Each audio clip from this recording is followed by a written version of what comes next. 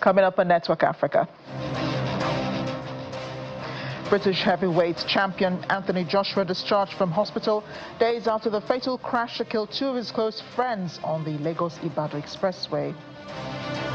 Africa enters into the new year. Presidents share their good wishes and emphasize achievements. Plus,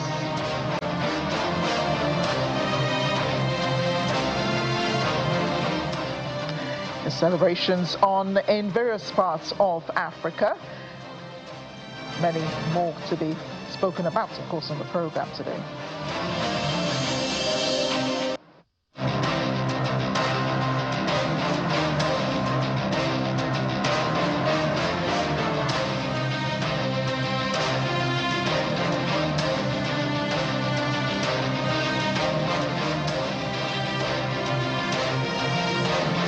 A warm welcome to the program today. I'm Amarachi Ubani. Thanks for joining us for this first edition of Network Africa in 2026. British heavyweight boxer Anthony Joshua has been discharged from hospital to recuperate at home days after he survived a fatal motor accident on the Lagos-Ibadan Expressway that killed two of his close friends, Shino Gami and Lateef Ayodele.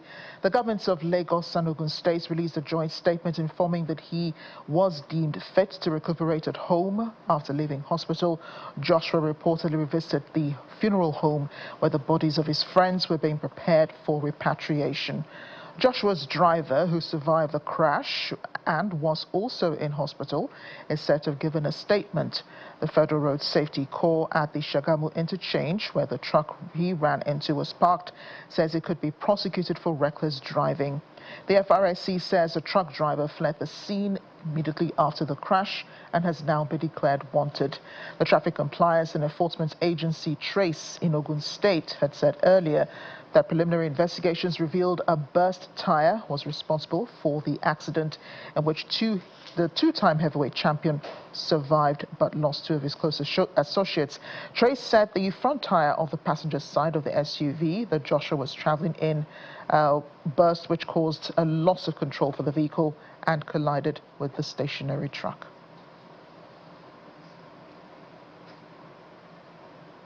To the AFCON now. The Tunisian head coach Sami Trabelsi has paid a touching tribute to Morocco, the hosts of the African Cup of Nations this year, when he connected the kindness of a Moroccan guard with the eternal legacy of Bekissa, the man who helped deliver Tunisia's first African title before his passing during a friendly match against Lyon. A local security guard embodying Morocco's renowned hospitality had invited the head coach to sit and share a meal with the crew after a pre-match briefing as he walked through the corridors of the Rabat Media Center. Although he did not honor that invitation at the time, he did take note of the warm invitation. He returned 3 days later to find the guard and presented him with the Carthage Eagles number 5 jersey. It's a number worn by Al Ahly midfielder Mohamed Ali Ben Romdani, who wore the number in memory of Hedi Bekissa, the golden boy whose life was tragically cut short on the pitch in 1997. The situation in Sudan has become much worse, as observed by the UN Humanitarian Coordinator for Sudan, Dennis Brown, who visited the country recently. She observed alarming conditions in the western Darfur city of El Fasher during her first visit since the city fell to the paramilitary Rapid Support Forces in October. Brown said only small numbers of civilians were visible during the visit, though the UN believes many others remain detained or injured and in need of urgent medical evacuation.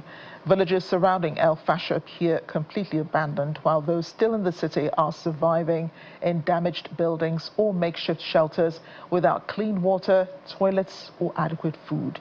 The UN says hundreds of civilians remain facing shortages of medicine, education, and basic supplies. Food prices are extreme, with a kilogram of rice reportedly costing up to $100.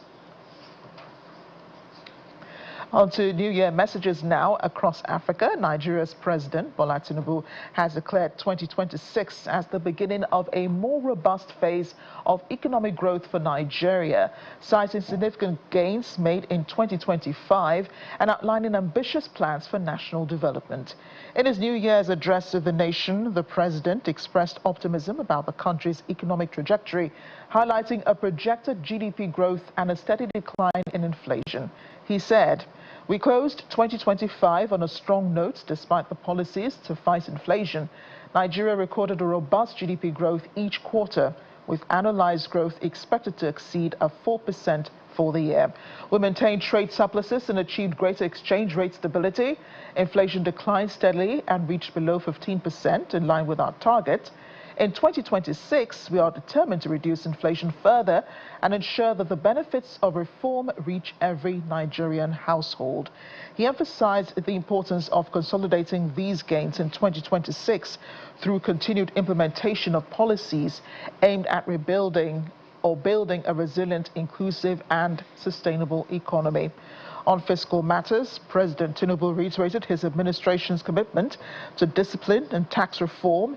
He praised states aligning with the tax harmonization agenda and stressed that the 2026 appropriation bill would further entrench reforms to create a fair and competitive fiscal environment. These efforts, he noted, are essential to expanding infrastructure and social investments that will drive shared prosperity. Security remains a central theme in the president's address. He acknowledged ongoing threats from terrorists and criminal elements, particularly in the northwest and northeast, and commended the armed forces for their sustained operations. He reaffirmed belief in decentralized policing and the role of regulated forest guards in tackling insecurity, pledging deeper cooperation with international and regional partners in 2026.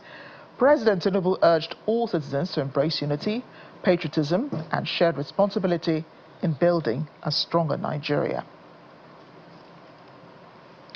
Meanwhile, the Archbishop of Abuja Diocese, Archbishop Ignatius Kaigama, says Nigerians who've made it into the new year have every reason to thank God, as the year 2025 was very challenging for the country.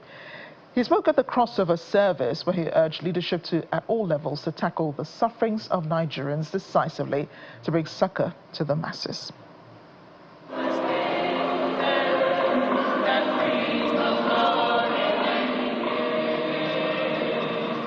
The Cathedral of Our Lady Queen of Nigeria in Area 3 of Abuja sees Catholic faithfuls from all walks of life participating in a solemn mass to usher in the new year.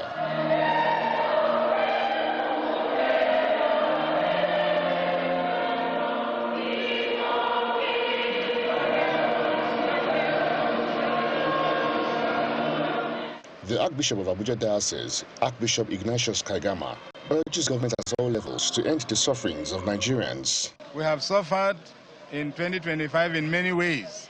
We beg him to take away these sufferings, the sufferings of poverty, sufferings of insecurity, hunger, the sufferings that we have experienced in different ways. We don't want to go through that again. We hope this is a brand new year, a gift from God. He will see us through. At the Celestial Church of Christ, the service begins with a candlelight procession as worshippers sing solemnly to usher in the new year.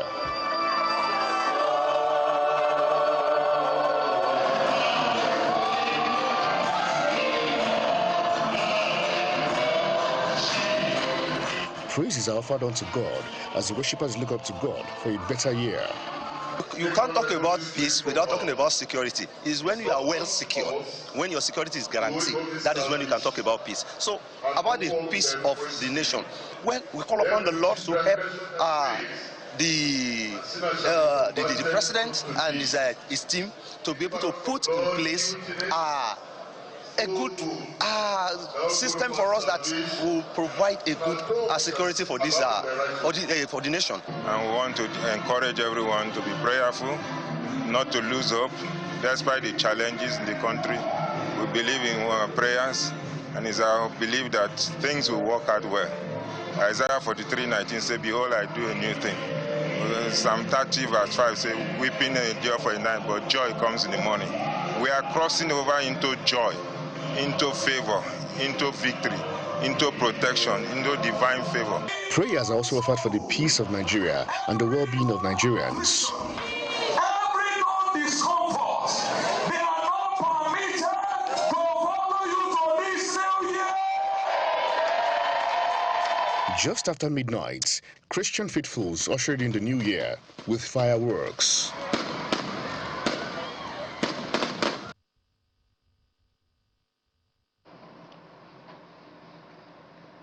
Well, here in Lagos, the diocesan bishop, the Right Reverend Ifedola Senasu Gabriel Ukpevi, has called for peace in Nigeria and across the world. He made the comment during the New Year message at the Cathedral Church of Christ in Marina, Lagos, where he also urged Nigerians to embrace 2026 with faith and optimism, describing the year as one of good tidings for Nigeria.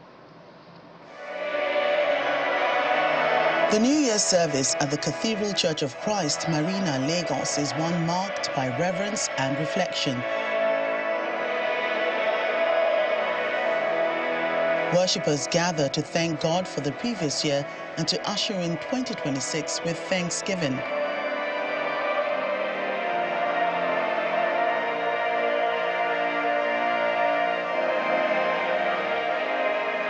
The Diocesan Bishop of Lagos, Right Reverend Ifedola Ukpevi, declares the church theme for the year. We are dealing with a theme for the year, my year of kingdom expectation and preparation. Can you say after me? My year of kingdom expectation and preparation. And we can see that in Mark chapter 13, verse 35. This passage emphasizes Jesus' call to be vigilant, to be alert, and expecting him in his return. In his New Year message, he calls on Nigerians and the global community to unite in the pursuit of peace. Every one of us should be prepared. We leave sin alone and move on at his behest. You see, we don't need a seer to tell us what is happening in our world. War in the east, war in the west, war in the north, war in the south. And it seems as if peace is eluding us. So all of us should come together and practice peace, and at the same time tell people that we need peace in Nigeria. We need peace all over the world. And we know that 2026 will usher in good things for us. We've started seeing good things. Look at the price of fuel. Look at the price of rice these days, and look at so many things that we are seeing that are better. As many embrace the new year with enthusiasm, they are also encouraged to be prepared and remain hopeful for positive change in the coming months. Still ahead on Network Africa, New Year celebrations in Goma, the DRC, and in Egypt. Stay with us.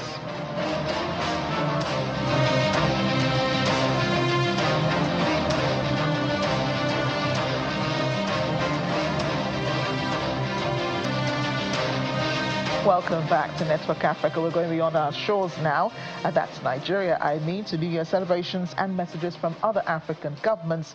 In Cote d'Ivoire, President Alassane Ouattara spoke to citizens in a New Year message, thanking them for electing him once again.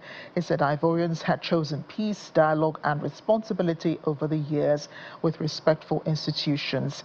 He's been in office since he was elected in 2010, but was re-elected a fourth time with around 90% of the vote in the presidential election in October.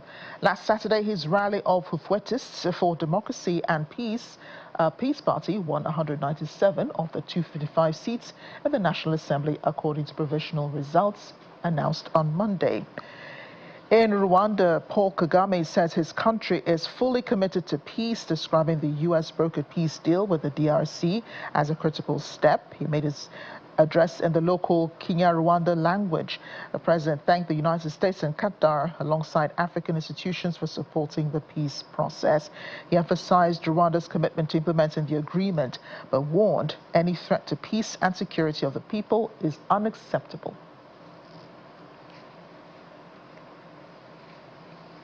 And from South Africa, President Cyril Ramaphosa, in his New Year message, said the country has ensured the Global South has been heard during the presidency of the G20. He also acknowledged ongoing domestic challenges, including high living costs, unemployment, and gender-based violence. Here's our correspondent, Innocent Samosa, with more. In his year-end video, President Cyril Ramaphosa highlighted some successes, which include the successful hosting of the G20 Leaders Summit, the easing of load-shedding incidents, and the country's first upgrade of its sovereign credit rating in 2 decades. South Africa's standing in the global community has been enhanced and reaffirmed by our successful hosting of the first G20 summit ever held on African soil. The leaders' declaration adopted by the summit. Ramaphosa also noted some of the country's persistent challenges of poverty, high levels of crime, and unemployment. We are working on creating more jobs, especially for young people. Inflation has eased. The cost of living is coming down. The rand has strengthened.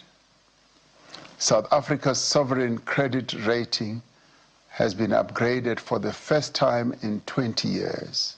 2025 was a year of contrast for South Africa, marked by diplomatic achievements, the G20, economic resilience, sports glory, cultural milestone, meaningful social reform, but also a sobering reminder of ongoing challenges like violence and public safety issues. I had an opportunity to speak to some locals here about their New Year's resolutions. Take a listen to what they had to say. I'd like to see corruption go down, especially most corruption. Employment also. I'd like to have an improvement or co-employment. And at this side, our village, I'd like to have more improvement from the village, from the government. From my own side, my wish for the government, my focus is actually more on young people. My prayer every day is that I wish that we have the South Africa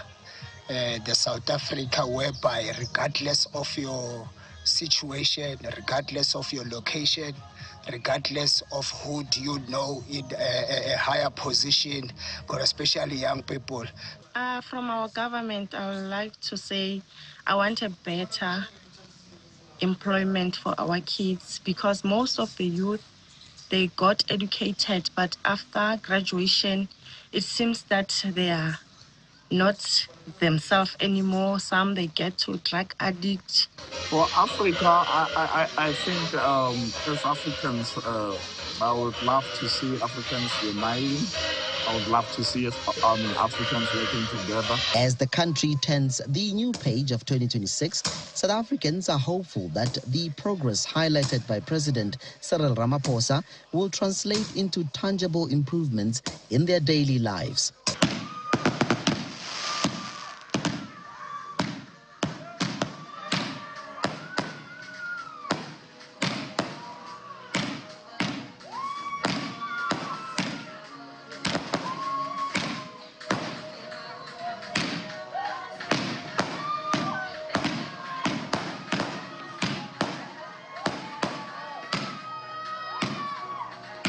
From Mpumalanga, South Africa, Innocent Samosa, Channels Television News. Let's bring in Innocent now, who is in Mpumalanga, interestingly, away from Joburg, his usual residence, his usual location where we usually speak to him. Innocent, great to see you. Happy New Year. It's great to be catching up with you, and I see you're having a lot of fun in Mpumalanga. Indeed, colleague. In fact, I'm deep in the villages of Mpumalanga. I was worried about the network here, but it seems as though we're good to go. Yeah, I've been having a time of my life, seeing old friends, old cousins, and most importantly, seeing my mom. It was indeed, I saw it, the joy in her face, because we don't see each other. We're always in Joburg. We'll come home, it's just 2 days, but at least 5 days was enough for her. Yeah, I'm sure that those are moments that both of you will treasure very much.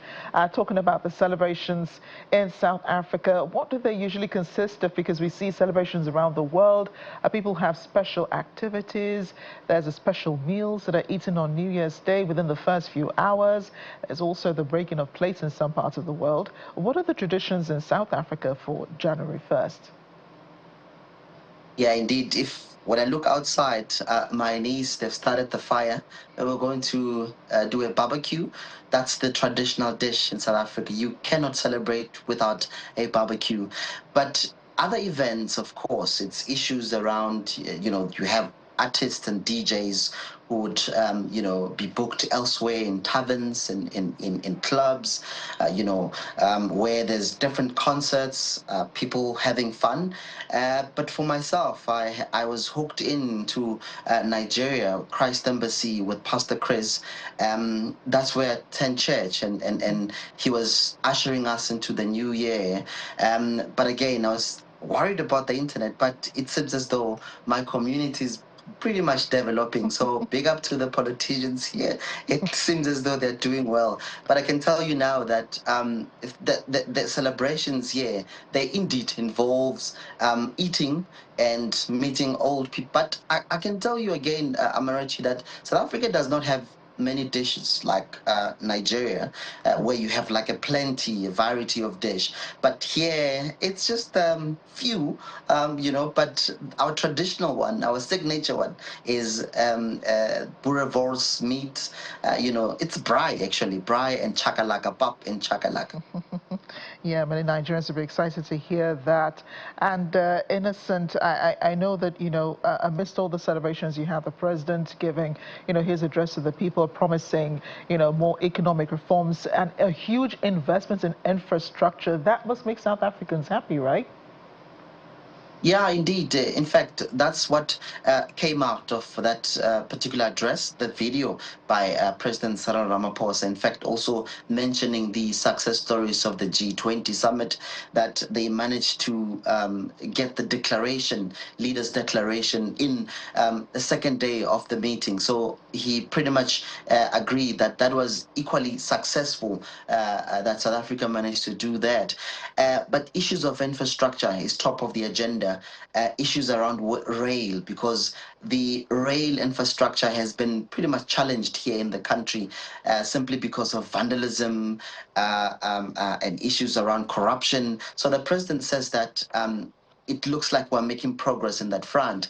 And the rand as well has been doing well against the US dollar, irregardless of the relationship between South Africa and the United States. But he continued to say that they will continue to engage the United States because they believe that America is indeed a strategic partner of the South African economy. So they're not throwing away the towel, but it does seem as though the presidency, in fact, they issued a statement when South Africa was not invited to attend the first G20 Sherpas meeting in Miami, where the presidency said that we are taking a break from the G20 this year. We'll resume next year. So it really remains to be seen whether or not South Africa will not be invited to all the G20 meetings. But it does seem as though South Africa is indeed excluded. But they said they'll continue to engage the United States and find a common ground, because what the president of America has been told about genocide in the country is pretty much unfair, and I don't think it's true, because there's no genocide in the country. Crime affects, you and I have been talking about this, Amarachi, on this channel, that crime affects everyone in the country. Right. We've been talking about the tavern shootings in the country. So that is not targeted. It is a problem that government needs to attend to it, Amarachi. I love that you've touched on so many topics, and it seems South Africans have a lot to look forward to in 2026 and a lot of money in their pockets as well, thanks to President Ramaphosa's plans. Innocent, it's time to let you go now to enjoy that braai and all the other celebrations in the background. Thanks again for joining us on the program. Thank you so much. It's time to take off the suit now. Indeed, Innocent Musa, our correspondent, who usually is in Joburg, but is reporting now from Mpumalanga. Well, we're continuing our monitoring of the New Year celebrations across Africa. There were fireworks, music and dancing. Guess where? In the DRC. This is happening in Goma. People ushering in the New Year. They were gathered at the Serena Hotel, where the governor of North Kivu, Bahati Mudanga Joseph, appointed by the M23 rebel group, was present. Local residents celebrated God's protection over their lives and wished love among themselves. They also prayed that love and peace will return to the country in 2026. And we're looking at celebrations in Egypt's new administrative capital, which celebrated an extraordinary New Year's Eve with the iconic tower glowing in the city's sky with fireworks and light shows. Well, families also were taking pictures. Those present said the show was absolutely stunning and they really enjoyed it.